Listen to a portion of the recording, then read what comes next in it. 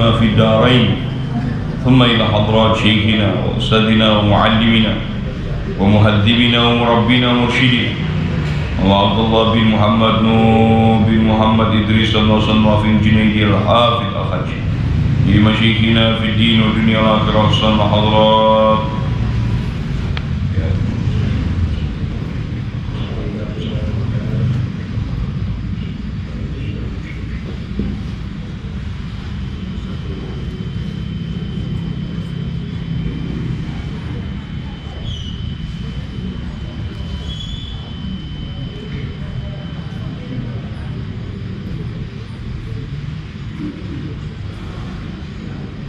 ونفعنا بهم وبعلومهم لهم الفاتحة. بسم الله الرحمن الرحيم الحمد لله رب العالمين إياك نعبد اهدنا الصراط المستقيم غير المغضوب. أعوذ بالله من الشيطان الرجيم. بسم الله الرحمن الرحيم. ربنا آتنا من لدنك رحمة وهيئ لنا من أمرنا رشدا. رب زدني علما وارزقني فهما. رب اشرح لي صدري ويسر لي أمري واحلل عقدة من لساني يفقهوا قولي.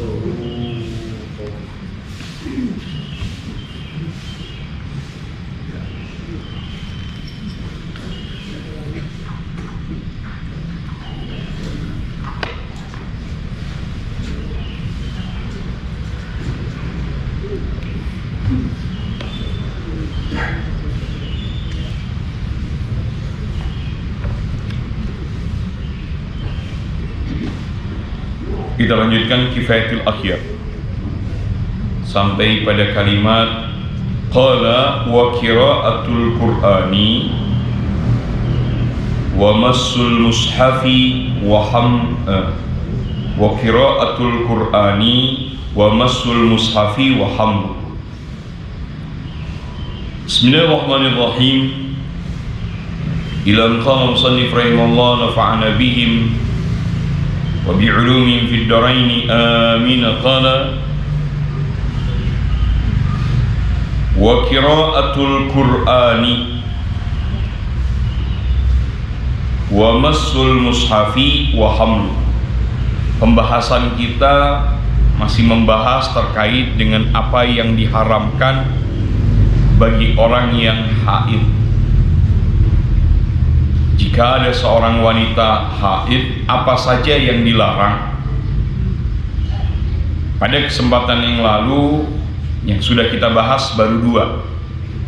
Yang pertama sholat, yang kedua adalah puasa. Hari ini kita juga membahas dua. Yang pertama membaca Al-Quran, dan yang kedua adalah menyentuh dan membawa Al-Quran. Sebenarnya ini terpisah, yang menyentuh Al-Quran, membawa Al-Quran, tapi kurang lebih maknanya sama. Maksudnya hukumnya kurang lebih sama. Membaca Al-Quran, menyentuh dan membawa Al-Quran. Sebelum dijelaskan lebih jauh terkait dengan hal ini, yang dimaksud Al-Quran di sini adalah semua yang bertuliskan ayat Al-Quran dimanapun dituliskannya. Itu yang paling penting. Semua yang bertuliskan Al-Quran dimanapun dituliskannya, meskipun dituliskan di selembar kertas. Jadi makna Al-Quran tidak hanya dimaknai Al-Quran yang sudah tercetak, termasuk ayat Al-Quran yang tertulis. Sekali lagi, dimanapun dituliskannya, ya, meskipun di selembar kertas, ya, termasuk di HP, termasuk di HP. Jadi maknanya nanti termasuk di HP. Yang di situ ada ayat Al-Quran. Jadi bukan hanya Al-Quran itu saja, tapi semua yang kemudian di situ bertulis Al-Quran untuk dipelajari atau untuk dibaca. Sampai di situ kita bisa lanjutkan. Jadi makna umumnya dulu kemudian harus diberikan, baru kemudian kita akan mengambil hukumnya atau membahas tentang hukumnya. Wahtujja lil qira'ati biqauli Rasulillah sallallahu alaihi wa alihi wasallam la yaqra'ul junuba walal haidha syai'an minal Qur'an. Tidak diperkenankan orang yang junub, begitu juga orang yang haid,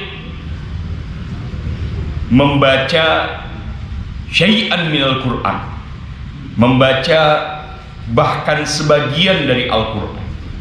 Sebagian aja nggak boleh Pak, bagi seluruhnya gitu. Membaca syai'an minal Qur'an itu tidak diperkenankan.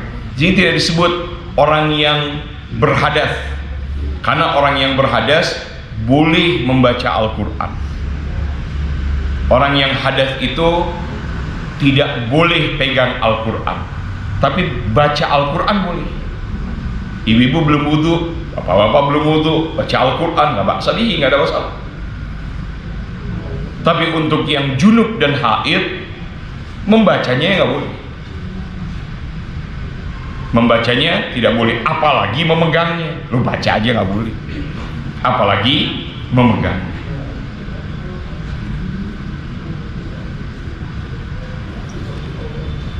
Rawahu Abu Dawud wa Tirmidzi.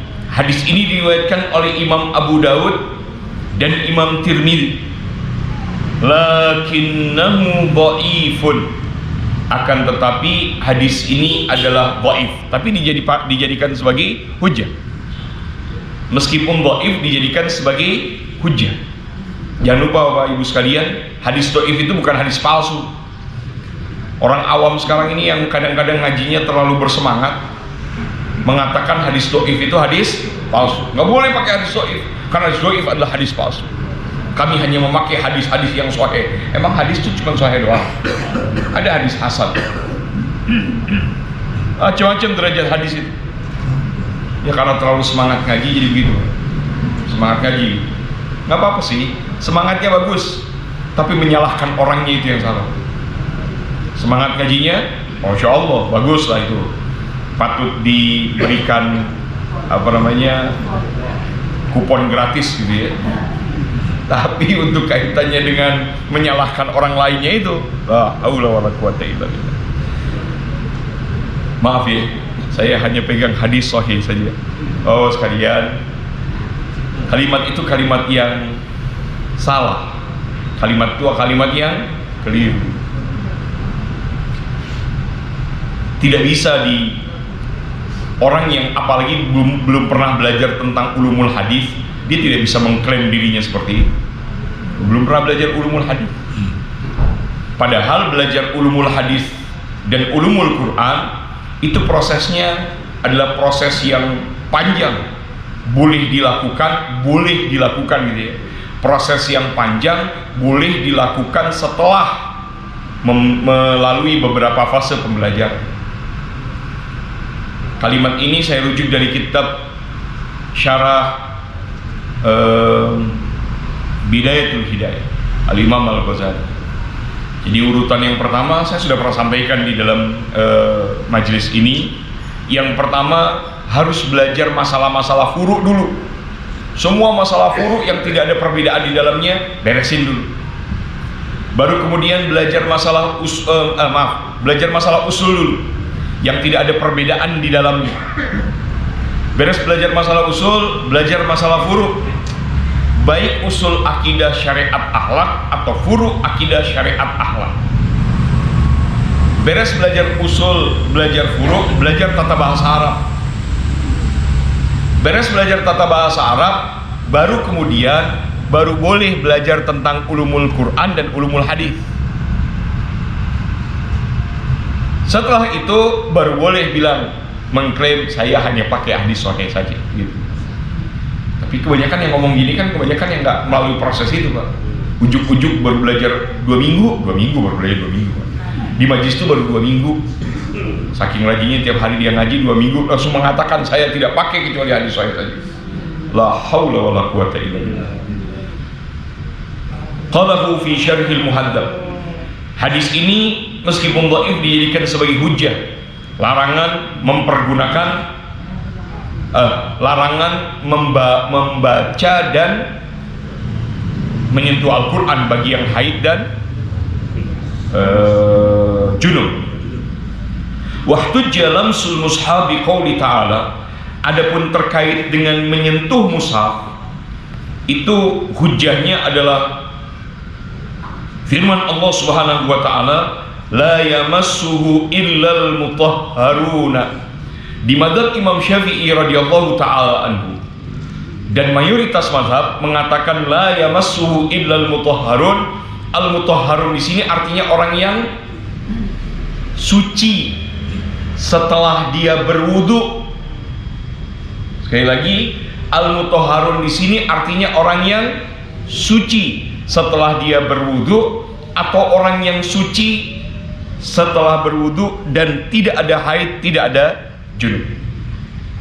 Suci di sini jelas, Pak. Jadi tidak dimaknai oleh mayoritas mazhab. Makna al-mutahharun di sini adalah para malaikat.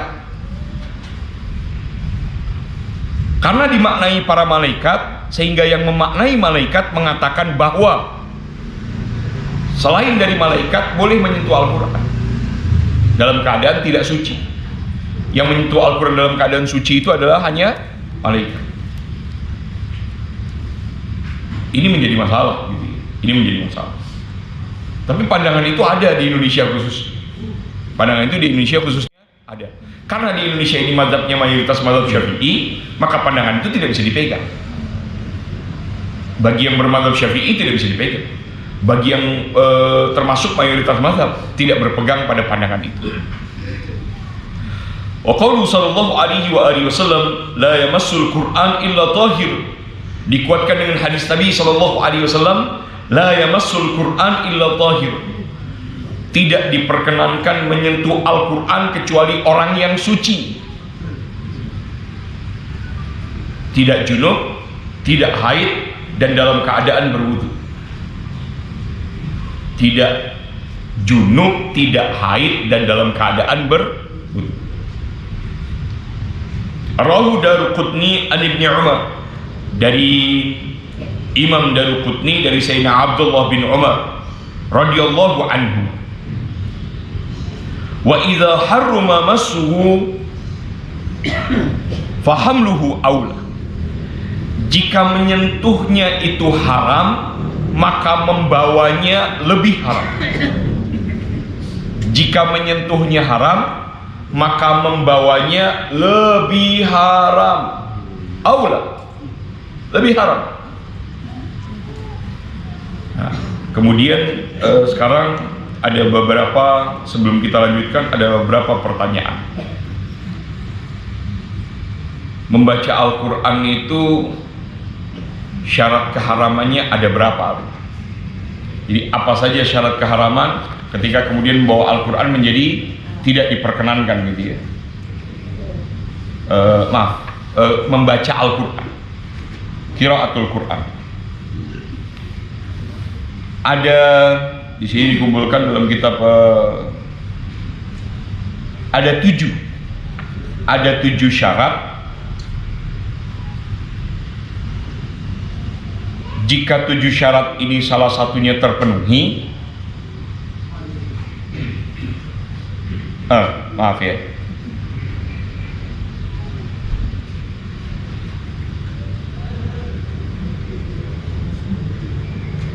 iya, jika 7 syarat terpenuhi maka haram. Hukumnya adalah haram. Yang pertama,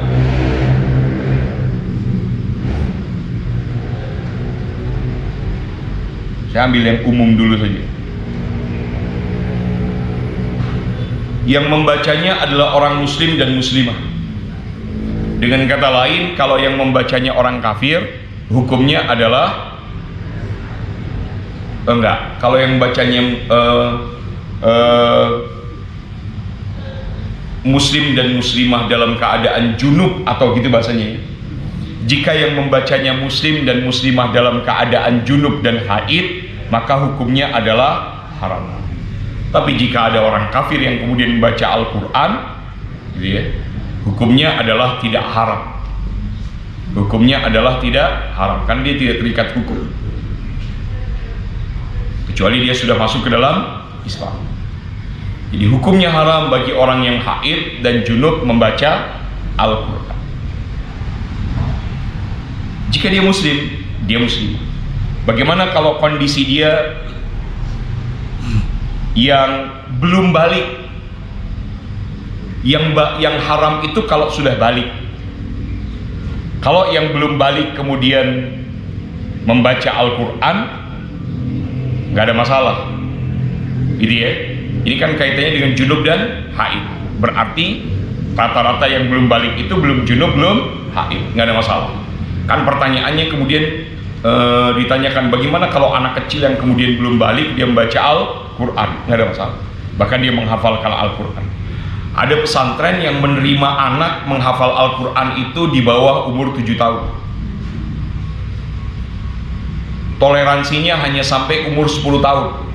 Kalau umur 15 tahun sudah nggak diterima. Kenapa? Karena sudah terlalu sulit untuk membaca Al-Quran. Menghafal Al-Quran. Khususnya di mana? Khususnya di Indonesia. Kalau menghafal Al-Qurannya di daerah atau di negeri atau di negara yang di situ wilayahnya terjaga, misalnya di Mekah dan di Madinah gitu, itu di sana wilayahnya masih terjaga, nggak ngelihat orang tidak pakai jilbab gitu, nggak ngelihat paha di mana-mana, nggak ngelihat orang yang nggak pakai aurat di mana-mana, repot Pak. Baru ngapalin Al-Quran 1 juz hilang gara-gara ngelihat paha, hilang paha ayam, paha bawah gitu. Ini masalah ketika kemudian berada di lingkungan yang memang tidak terjaga. Makanya orang-orang yang hafal Quran itu harus tetap terjaga. Sulit di Indonesia untuk menjaganya, berat di Indonesia untuk menjaganya. Maka kemudian menghafalkan Al-Quran itu bagusnya anak yang di bawah umur 10 tahun. Kalau sudah di atas itu, apalagi 15 tahun ke atas, sudah berat, terlalu berat. Karena sudah terlalu banyak yang dilihat, terlalu banyak yang dilihat, terlalu banyak yang informasi yang masuk, jadi sulit. Udah kan sudah, kalau 15 tahun zaman sekarang sudah apa saja sudah dilihat.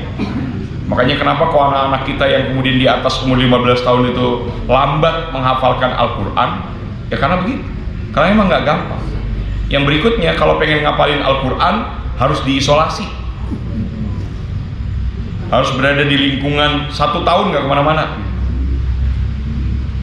Jadi contoh misalnya Ustadz Ipul gitu ya, Ustadz Ipul apalin Quran 7 bulan. 7 bulan tuh tinggal di masjid.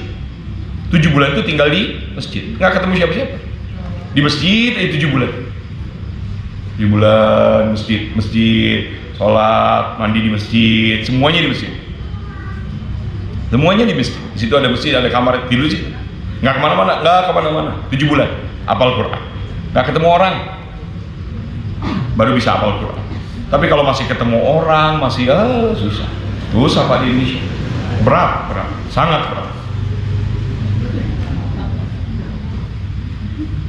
Yang berikutnya adalah lafaz yang dibaca dinamakan Al-Quran sebagaimana yang disampaikan tadi.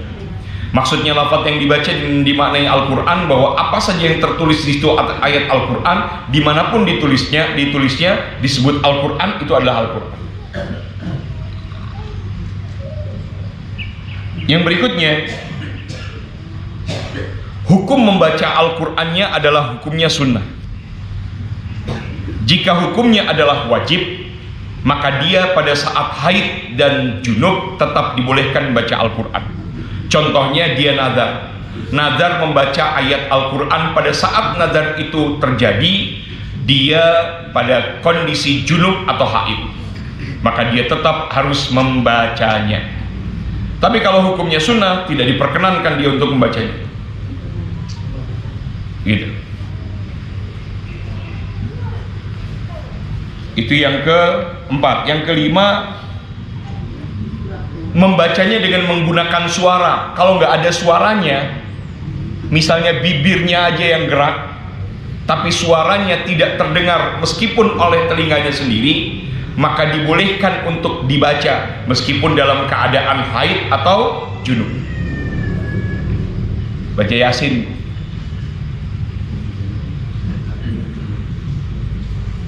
Bibirnya aja yang gerak, nggak ada suaranya, tidak haram.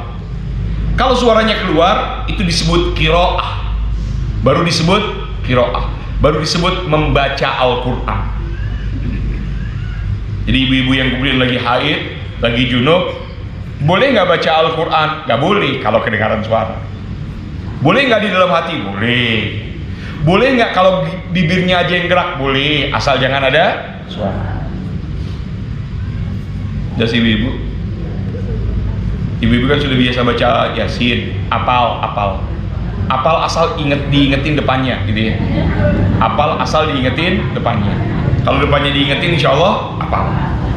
Di sini bisa terusin tuh, kalau meskipun nggak sengaja ngapalin, karena sudah sering kemudian menghafalkan Al-Quran, membaca Al-Quran, asal diingetin depannya, insya Allah lanjut. Bisa. Boleh, gitu ya. Jadi ibu-ibu ikut kumpulan kemudian malam Jumat, duduk tabaruk. Apalagi ini kan bukan masjid, ini majelis. Yang orang haid boleh duduk di sini, orang junub boleh duduk di sini. Ini majelis Pak, bukan masjid. Sholat di sini, sholat di majelis, bukan sholat di masjid. Karena memang dari awal ini tidak disebut masjid. Ini majelis. Jadi yang haid boleh datang, yang junub boleh datang. Kalau masuk masjid nggak boleh orang yang haid. Duduk di masjid, orang yang haid nggak boleh. Tidak diperkenankan. Lo yang junub aja yang nggak ada bekasnya. Junub tidak ada bekasnya. Dia udah bebersih kubul dan dubur, tapi dia belum mandi besar. Dia boleh nggak masuk masjid? Nggak boleh, karena belum mandi besar. Lo junub nggak ada bekasnya, itu nggak boleh masuk masjid, nggak boleh duduk di masjid. Apalagi orang yang haid. Jadi kacau ini, apa namanya? Tatanan yang terjadi sekarang ini kacau, terutama para mahasiswi diajar di kampus tuh. Kalau masuk kampus di tahun-tahun pertama tuh ada kajian. Nah, kajian itu campur aduk itu mazhabnya. Kajian yang ada di di kampus itu mazhabnya campur aduk aja di sana. Yang berikutnya, bacaannya diniatkan semata-mata untuk Al-Quran. Nah, ini yang menarik. Bagaimana kalau niatnya untuk tabarruk? Dibolehkan. Ibu-ibu sebelum tidur membaca surat Al-Ikhlas, Al-Falaq, An-Nas, dan ayat kursi. Karena ayat itu dibaca untuk tabarruk, maka orang yang haid dan junub boleh membacanya. Awal tadi kita mulai membaca suratul Fatihah, Al-Fatihah. Bacaan Fatihah yang dibaca saat kita memulai tadi ngaji itu tujuannya untuk tabarruk. Maka jika tujuannya untuk tabarruk, diperkenankan untuk dibaca. Walau meskipun jami Al-Quran, meskipun seluruh Al-Quran dibaca diniatkan untuk tabarruk. Saya ambil kalimatnya dalam kitab Tuhfatul Muhtaj. Faqala afta syekhi Asy-Syihab Ar-Ramli bi annahu in qara al-Qur'an jami'ahu la bi qasdil Qur'an jaza. Itu kalimat. Tujuannya untuk tabaruk, Pak. Jadi boleh membaca bahkan seluruh Al-Qur'an diniatkan untuk tabaruk bagi orang yang haid dan junub, boleh. Asal niatnya betul-betul untuk tabaruk, bukan untuk sekedar membaca Al-Qur'an.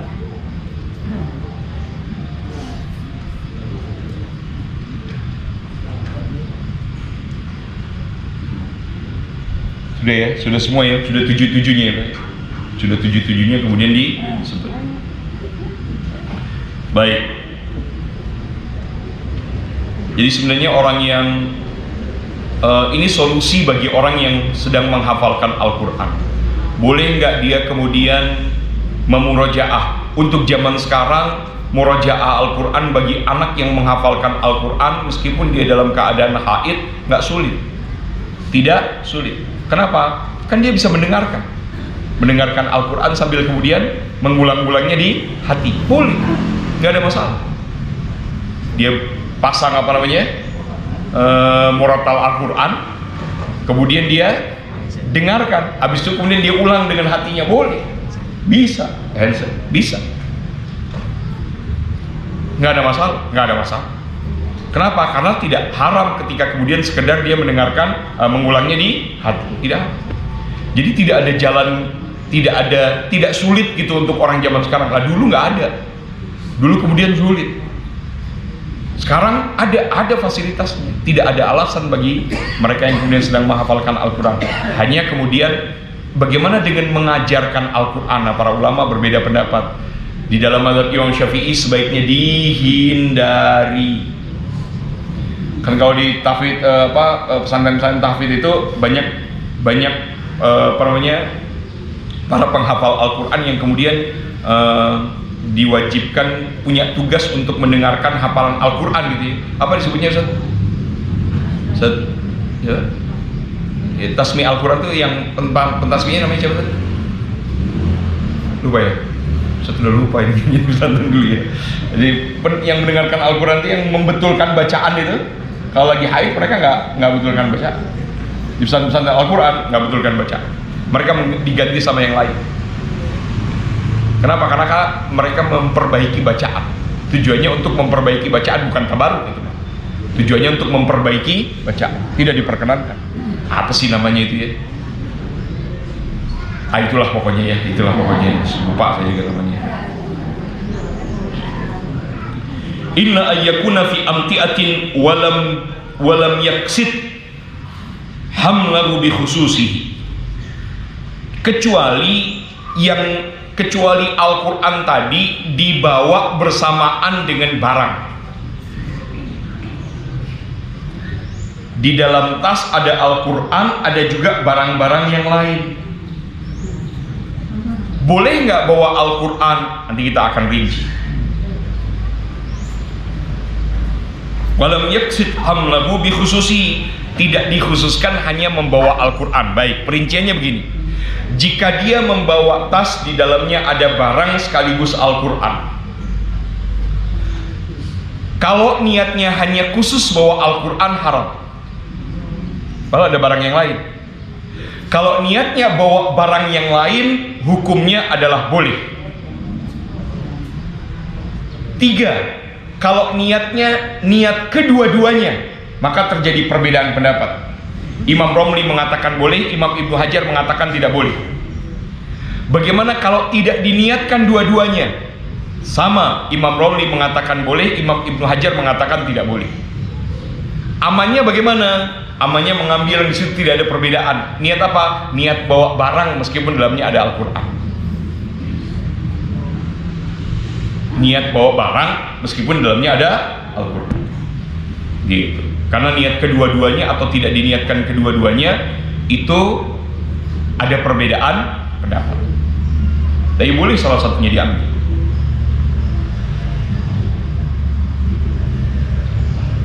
Fa'in faradha annahul maksud haruma.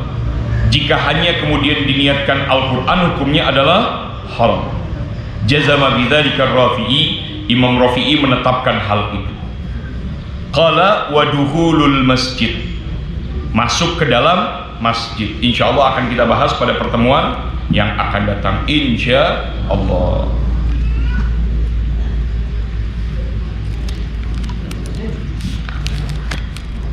Kita lanjutkan salawat dan doa haji. Bi barakatil Fatihah. Al-Fatihah.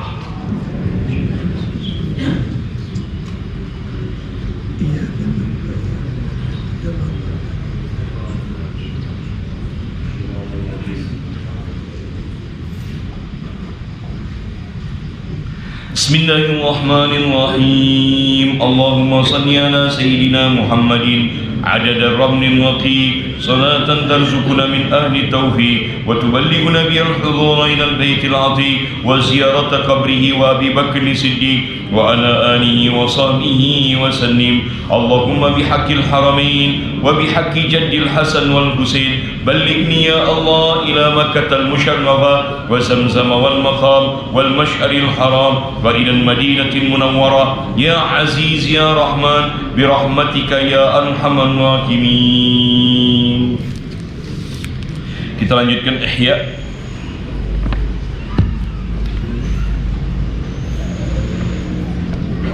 Sampai pada kalimat wa amma tasawuf fa innahu ibaratun an tajarrudil qalbi lillahi ta'ala wa istihqari ma siwa Allah wa hasiluhu yarji'u ila amalil qalbi wal jawarih. Bismillahirrahmanirrahim. Ilan qala musannif rahimahullah nafa'ana bihi wa bi'ulumin fid daraini amin. Qala wa amma tasawuf, adapun tasawuf, fa innahu ibaratun an tajarrudil qalbi lillahi ta'ala, adalah merupakan satu sikap yang mengarahkan hati sepenuhnya hanya kepada Allah Subhanahu wa ta'ala, wastihqari ma siwallah, dan memandang hina kepada selain Allah. Maksudnya memandang hina kepada selain Allah jika kemudian dikaitkan dengan Allah, tidak menghina orang lain. Maksudnya memandang hina kepada selain Allah, hanya Allah yang maha segala. Selain daripada Allah, tidak ada kaitan di hati ini sedikit pun merasa mereka memiliki sesuatu. Tapi bukan kemudian maknanya menghina mereka, bukan. Jika kemudian dikaitkan dengan Allah. Sekalian, salah satu yang paling berat di dunia ini ketika seseorang memilih untuk ada satu ini disebutkan dalam kitab Nasrul Ibad, nasihat yang disampaikan di dalam salah satu kitab Samawiyah, bagaimana caranya kemudian kita hidup di hati ini tidak bergantung sedikit pun kepada manusia, termasuk istri bergantung sama suami, masuk dalam anak bergantung kepada orang tuanya. Bergantung itu dalam arti banyak hal-hal yang terkait dengan urusan Allah itu digantungkan kepada manusia. Contohnya urusan rezeki misalnya. Istri bergantung sama manusia dalam urusan rezeki.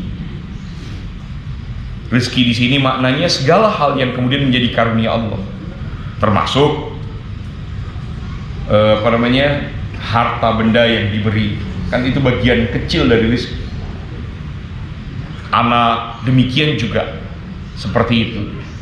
Ketika kemudian mendidik diri seperti itu tuh susahnya bukan main, tidak mudah, tidak bergantung itu tidak mudah.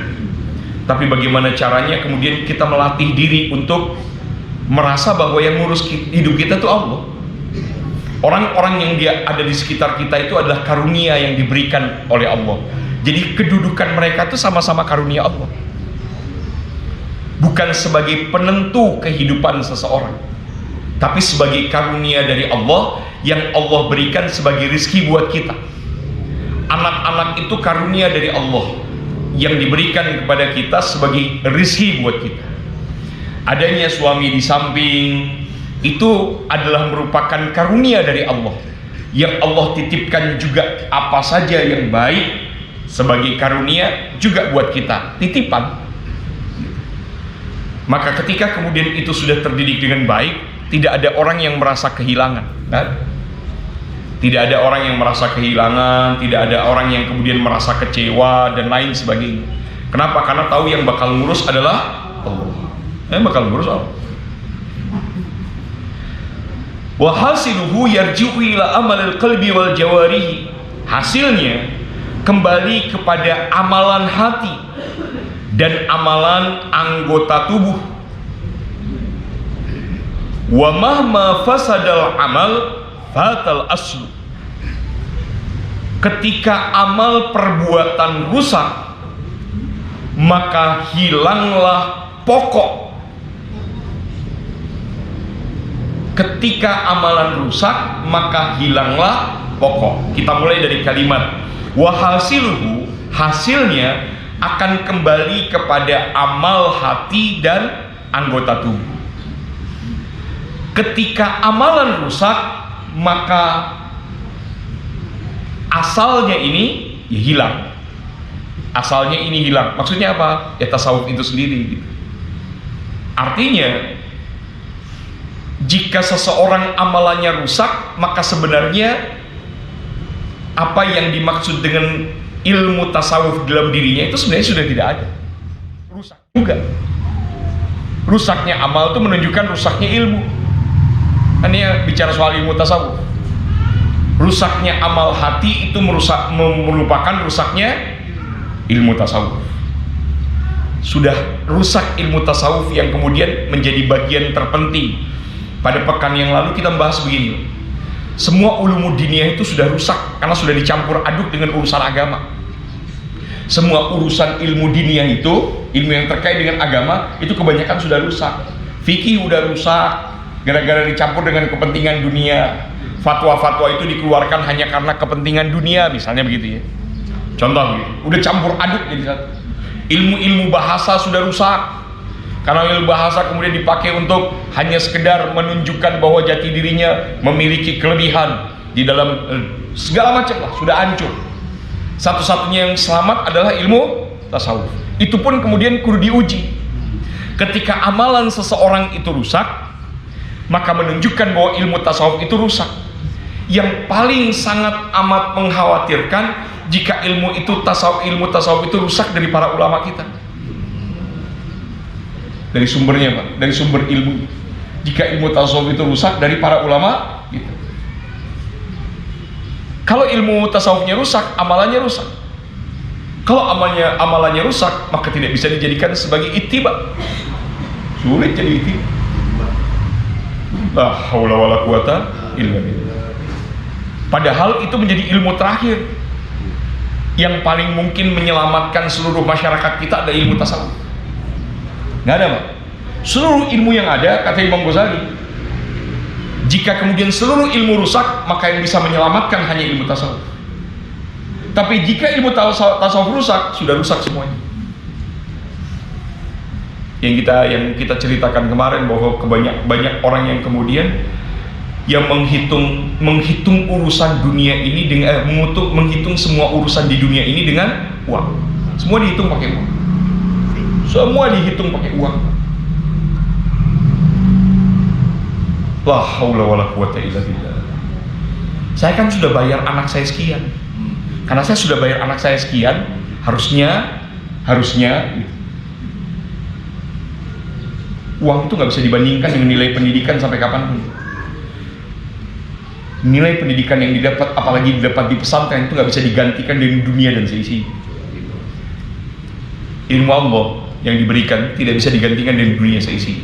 Ketika ada seseorang membandingkan apa yang dikeluarkannya dengan ilmu yang didapat, itu berarti sama saja dia pada saat yang sama sudah menghancurkan keberkahan ilmu itu sendiri. Habis Pak itu. Sama seperti begini, kalau ada orang dai tabligh mengadakan dakwah, ceramah, ngundang ceramah pakai DP. Pak, ngundang ceramah pakai DP Pak. Ada manajemennya. DP dulu 5 juta. Nanti dibayar sisanya setelah selesai ceramah. Kalau di dalam ilmu tasawuf selesai Pak, sudah ilmunya hilang. Setiap guru yang mengajar kemudian dia menunggu dapat gaji begitu ya, nggak perlu duit kok, perlu duit. Tapi kalau kemudian dia mengajarnya hitung-hitungannya pakai gaji gitu ya, guru yang ngajar dia hitung-hitungannya ngajarnya pakai gaji, pakai amplop, menunggu salam tempel gitu ya, maka pada saat yang sama hilanglah keberkahan. Beres nerima amplop dia lihat, berapa nih amplopnya nih, tebel apa tipis nih? Oh, kayaknya 100.000 nih. Karena 100.000 minggu depannya udah nggak datang lagi. Kenapa cuma 100.000? La haula, itu hilang Pak, sekaligus hilang keberkahannya. Begitu tasawuf menilainya.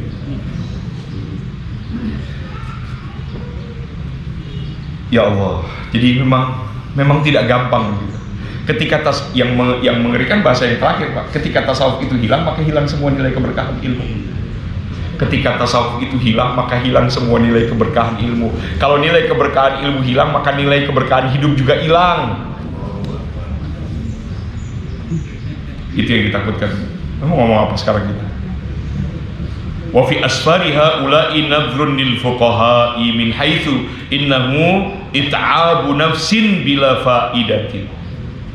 Ini pembahasan yang nyambung pada pembahasan yang akan datang. Ini panjang, terkait dengan bagaimana pandangan para fuqaha terkait dengan orang yang berjalan, dan bagaimana pandangan orang tasawuf terkait dengan orang-orang tasawuf yang melakukan perjalanan. Gitu ya. Jadi kurang lebih seperti itu. Makin banyak kita baca kitab Imam Ghazali, kayaknya makin ciut kita hidup.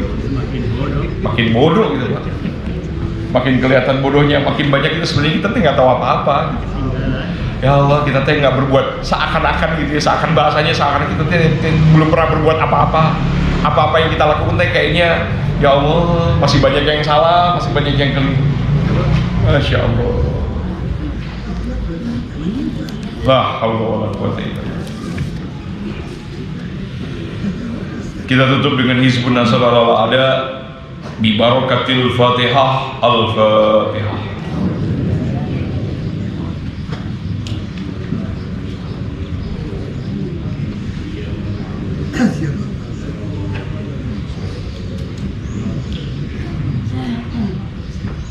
Bismillahirrahmanirrahim. Inna fatahna laka fathan mubina liyaghfira laka Allahu ma taqaddama min dhanbika wa ma ta'akhkhar wa yutimma ni'matahu 'alayka wa yahdiyaka siratan mustaqima wa yansuraka Allahu nasran aziza wa kana 'inda Allahi wajihan fid dunya wal akhirah wa minal muqarrabin wajjahtu wajhiya lilladzi fatara as-samawati wal ardh.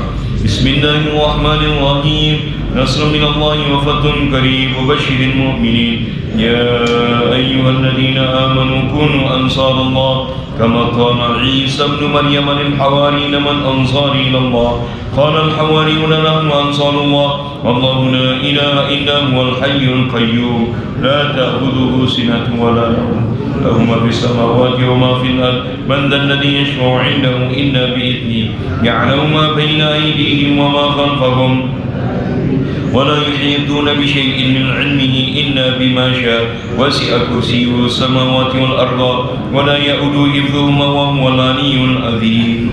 بسم الله الرحمن الرحيم. لو أنزلنا هذا القرآن جملا رأيت خاسئا متصديا من خشية الله وتلك الأمثال نضربها للناس لعلهم يتفكرون. والله الذي لا إله إلا هو عالم الغيب والشهادة هو الرحمن الرحيم. والله الذي لا إله إلا هو الملك القدوس السلام المؤمن المهيمن العزيز الجبار المتكبر سبحان الله أما يشركون. والله الخالق البارئ المصور والأسماء الحسنى يسبح له ما في السماوات والأرض وهو العزيز الحكيم. أعيذ نفسي بالله تعالى من كل ما يسمع بأذنين ويبصر بعينين ويمشي برجلين ويبتش بيدين ويتكلم بشفتين. حصنت نفسي بالله الخالق الأكبر من شر ما أخاف وأحذر من الجن والإنس وأن يهدروني عز جاره وجل ثناؤه وتقدست أسماؤه ولا إله غيره. اللهم إني أجرك في نهور آدائي وأعوذ بك من شرورهم وتحيرهم ومكرهم ومكائدهم. أطفِ نار من أراد بي عداوة من الجن والإنس. يا حافظ يا حفيظ يا كافي يا محيط. سبحانك يا ربي ما أعظم شأنك وأعز سلطانك وأرفع مكانك. تحصنت بالله وبأسمائنا وبآياتنا وملائكتنا وأنبيائنا وبرسلنا وصالحين من عبادنا. حصنت نفسي بلا إله إلا الله محمد رسول الله صلى الله عليه وآله وسلم.